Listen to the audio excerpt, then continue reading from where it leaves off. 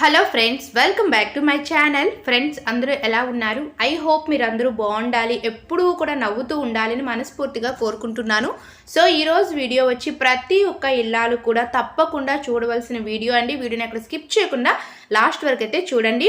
మనం ఇల్లు అనేది డైలీ క్లీన్ చేస్తూ ఉంటాం, మాపు కూడా పెడుతూ ఉంటాం కదండి. మాపు పెట్టేటప్పుడు మనం డైరెక్ట్గా అంటే లిక్విడ్స్ కానీ లేదా పినాయిల్ కానీ వేసి మాపు పెడుతూ ఉంటాం. సో అలా కాకుండా మీరు ఇంట్లో మాపు పెట్టేటప్పుడు అంటే వీక్లీ 2 days కానీ లేదా 3 days కానీ పెడుతూ ఉంటారు కదా.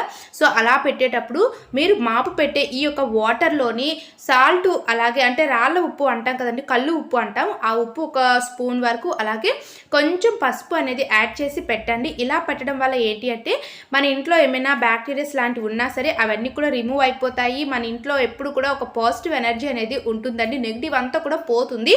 సో ఇదైతే ప్రతి ఒక్కరికి యూజ్ అవుతుంది, డెఫినెట్గా ట్రై చేయండి. నెక్స్ట్ వచ్చి మనం ఇంట్లో వంటలు చేస్తూ ఉంటాం కదా, రకరకాల ఐటమ్స్ చేస్తూ ఉంటాము. అన్నీ అయిపోయిన తర్వాత గిన్నెలు అనేవి అన్నీ సింక్లో పడేస్తూ ఉంటాం, ఒకేసారి క్లీన్ చేస్తాం. సో ఇలా క్లీన్ చేసేటప్పుడు సింక్ అనేది బ్లాక్ అయిపోతూ ఉంటుంది. మనం ఎంత నీట్గా క్లీన్ చేసుకున్నా సరే సింక్ అనేది ఒక్కొక్కసారి బ్లాక్ అయిపోతుందండి. ఈ బ్లాక్ అయిన సింక్ని, ఈ వాటర్ని మనం చాలా ఈజీగా రిమూవ్ అనేది చేయొచ్చు. సో అది ఎలా ఏంటి అనేది ఇప్పుడు చూసేద్దాము. సో ప్రతి ఒక్కరికి కూడా ఇది యూజ్ అవుతుంది. ఎందుకు అంటే ప్రతి ఒక్క ఇల్లాలు కూడా ఇంట్లో వంట అనేది చేస్తూ ఉంటారు కదా. సో వంట చేసేటప్పుడు సింక్ అనేది చాలా వరకు బ్లాక్ అవుతుంది. బ్లాక్ అయ్యేటప్పుడు ఇలాంటి టిప్స్ కనుక మీరు పాటించారనుకోండి, మనకి సింక్ అనేది మనకి ఇంకా లైఫ్ లాంగ్ ఎప్పుడు కూడా బ్లాక్ అవ్వకుండా, వాటర్ ఎప్పుడు బ్లాక్ అవ్వకుండా నీట్గా అయితే ఉంటుందండి. ఇక్కడ నేను ఒక మాస్క్ అనేది తీసుకున్నాను. మాస్క్ లేనప్పుడు ఒక పల్చని క్లాత్ ఉంటాయి కదా, సో అలాంటి క్లాత్ అయినా సరే, కాటన్ క్లాత్ అయినా తీసుకోవచ్చు.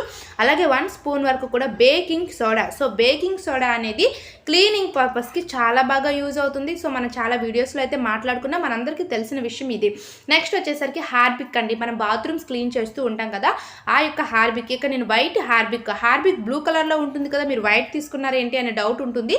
ఇక్కడ వైట్ హార్పిక్ ఉంది, సో నేను ఇదే తీసుకున్నాను. కొంచెం హార్పిక్ అనేది ఈ యొక్క బేకింగ్ సోడాలో వేసుకోండి.